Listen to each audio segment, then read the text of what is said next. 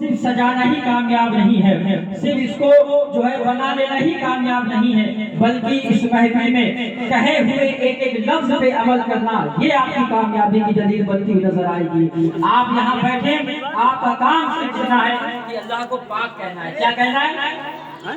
سبحان اللہ کہنا ہے۔ کیا کہنا ہے؟ سبحان اللہ کہنا ہے، اللہ کو پاک کہنا ہے۔ سبحان اللہ کا مطلب ہوتا ہے اللہ پاک ہے۔ پورا مجمع اپنے ہاتھوں اٹھا کے کہتے ہیں سبحان اللہ، سبحان اللہ، ایک بار پھر کہتے ہیں سبحان اللہ، سبحان اللہ۔ اپنے اندر بیداری لائیں۔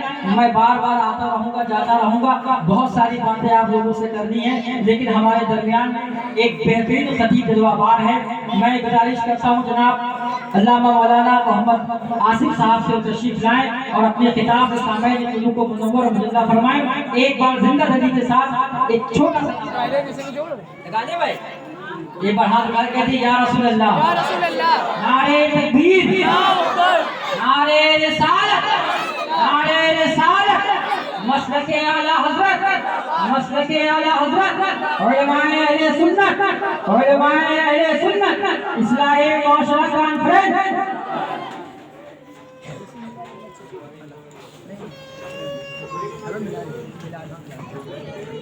معزز سامعین کرام، اسٹیج کے اوپر جلوہ افروز علماء کرام، السلام علیکم۔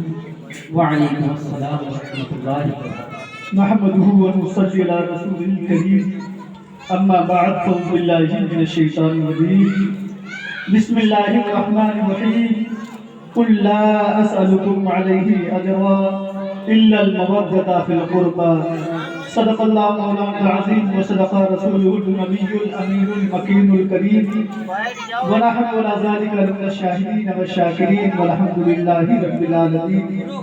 حضرات آئیے سب سے پہلے آقا نامدار مدینہ تاجدار دونوں عالم کے مالک و مختار، ہم غریبوں کے غمگسار، یتیموں کے والی، بے سہاروں کے سہارا، بے کسوں کے کس، درمندوں کے درمندہ، طٰہٰ اور یاسین، مزمل اور مدثر کی بارگاہ میں جھوم جھوم کر درود و سلام کے گلدستہ پیش کریں، بآواز بلند پڑھیں اللہم صلی علی سیدنا مولانا محمد وبارک وسلم، صلاۃ و سلام علیک یا رسول اللہ صلی اللہ علیہ وسلم۔ حضرات ابھی آپ کو اچھی نعتیں سننے کو ملیں گی اور اچھی تقریر بھی سننے کو ملے گی اصلاح معاشرہ کے اوپر۔ اللہ تبارک و تعالیٰ کی بارگاہ میں دعا ہے الہ العالمین ہم سب کے بیان کرنے کو اور سب کے سننے کو اپنی بارگاہ میں قبول فرمائے۔ ایک مرتبہ درود شریف اور پڑھ لیجیے، اللہم صلی علی سیدنا مولانا محمد وعلی محمد، صلاۃ و سلام علیک یا رسول اللہ۔ حضرات اللہ رب العزت نے قرآن مجید میں ارشاد فرمایا قل لا اسألكم علیہ اجرا الا المودة فی القربى، اے محبوب آپ فرما دو اے لوگو میں تم سے اس بات پر کوئی اجرت طلب نہیں کرتا ہوں مگر میرے اہل بیت کی محبت۔ یہ قرآن مقدس کی آیت کا ترجمہ ہے۔ اس کا شان نزول کیا ہے کہ اللہ تبارک و تعالیٰ نے اپنے حبیب پاک صلی اللہ علیہ وسلم کو مکہ کی سرزمین کے اوپر بھیجا۔ جب وقت آیا نبوت کا اعلان کرنے کا تو آقا علیہ السلام نے فاران کی چوٹی پر کھڑے ہو کر نبوت کا اعلان فرمایا، ارشاد فرمایا کہ اے لوگو میں تمہارا نبی ہوں، رب نے مجھے نبی بنا کر کے بھیجا ہے، اور دھیرے دھیرے دین کی تبلیغ آقا علیہ السلام جاری رکھے۔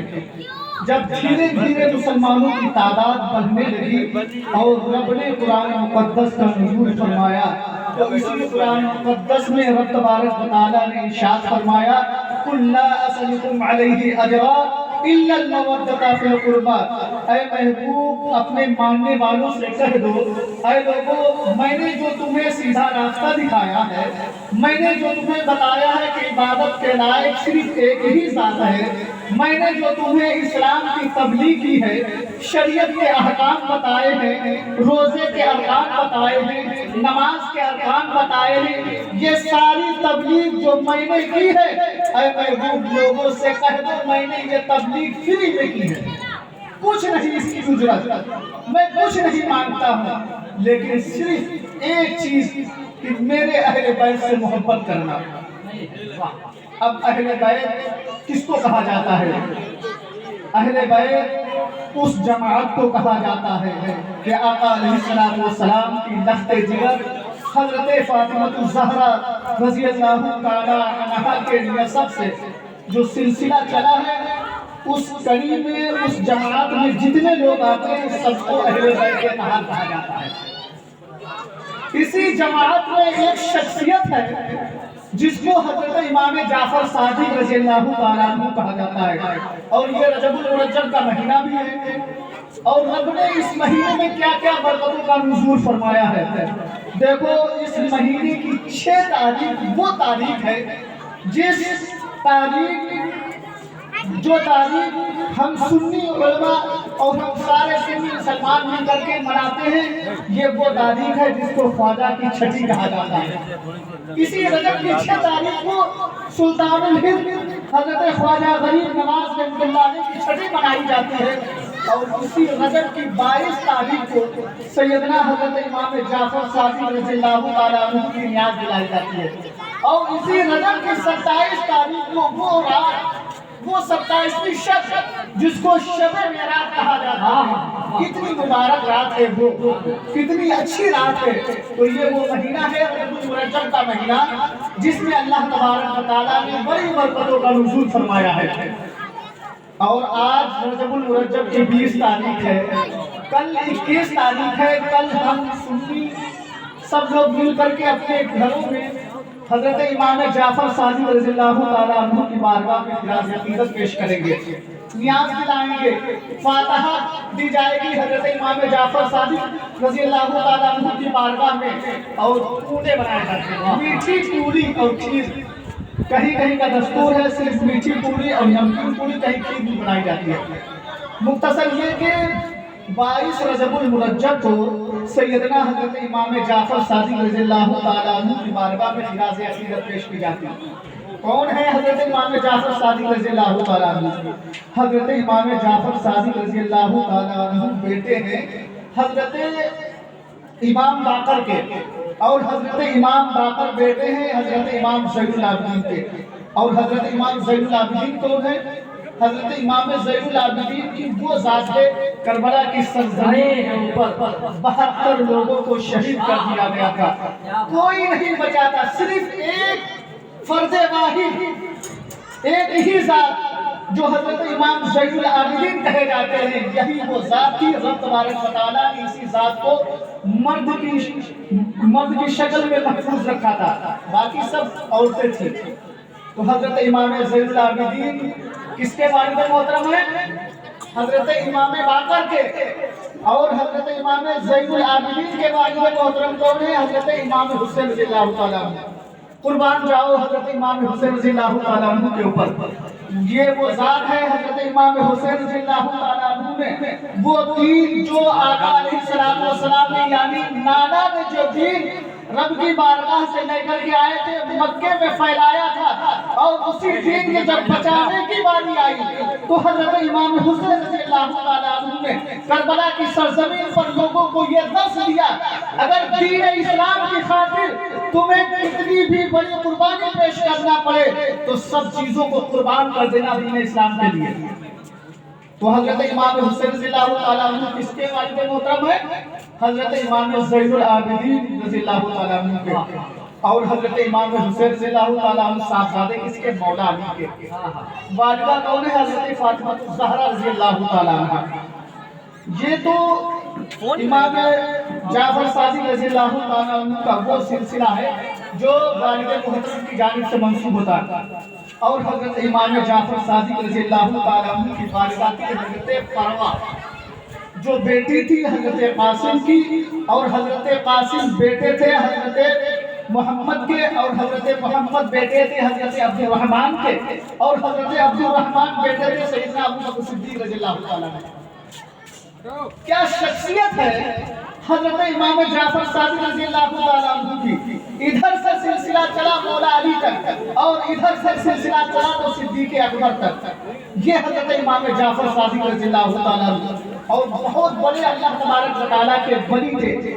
اللہ تبارک و تعالیٰ نے انہیں بہت علم عطا فرمایا تھا، اور حضرت امام جعفر صادق رضی اللہ تعالیٰ عنہ کی جو یہ کونے کی نیاز دلائی جاتی ہے، سب سے یہی گزارش ہے کہ سب لوگ اپنے اپنے گھروں میں سیدنا حضرت امام جعفر صادق رضی اللہ تعالیٰ عنہ کی نیاز دلائی۔ اب حضرت امام جعفر صادق رضی اللہ تعالیٰ عنہ کی نیاز آیا 22 رجب المرجب کو ہونی چاہیے یا کسی اور تاریخ کو ہونی چاہیے، تو سیدنا حضرت امام جعفر صادق رضی اللہ تعالیٰ عنہ کی تاریخ وصال یعنی انتقال کی تاریخ، اس دنیا سے پردہ کرنے کی تاریخ کیا ہے؟ 15 رجب المرجب۔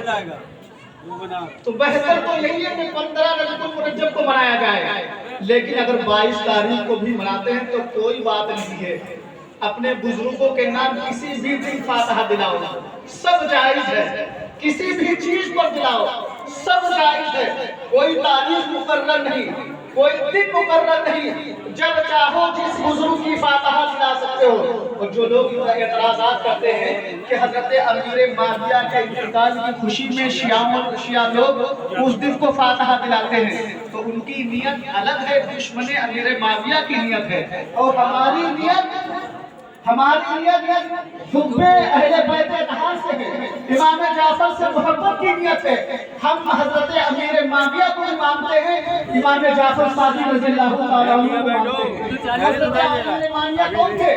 حضرت امیر ماویہ رضی اللہ تعالیٰ عنہ ایسے صحابی تھے جن کو کاتب وحی کہا جاتا ہے، جو رب تبارک و تعالیٰ اپنے محبوب کے اوپر وحی نازل فرمایا کرتا تھا، وہی حضرت امیر ماویہ بھی لکھا کرتے تھے۔ تو حضرت امیر ماویہ رضی اللہ تعالیٰ عنہ بڑے پائے کے بزرگ بھی ہیں، بڑے صحابی بھی ہیں، تو ہم سب سے محبت کرتے ہیں، کوئی بھی صحابی ہو، چاہے اعلیٰ ہو چاہے ادنا ہو، ہمارے لیے سب اعلیٰ ہیں، ہم سب سے محبت کرتے ہیں۔ حضرت امام جعفر صادق رضی اللہ تعالیٰ عنہ کی پیدائش کب ہوئی؟ سن 83 میں حضرت امام جعفر صادق رضی اللہ تعالیٰ عنہ کی پیدائش ہوئی، اور 148 ہجری میں آپ کا وصال ہوا۔ 15 رجب المرجب کی تاریخ 148 ہجری میں حضرت امام جعفر صادق رضی اللہ تعالیٰ عنہ کا وصال ہوا۔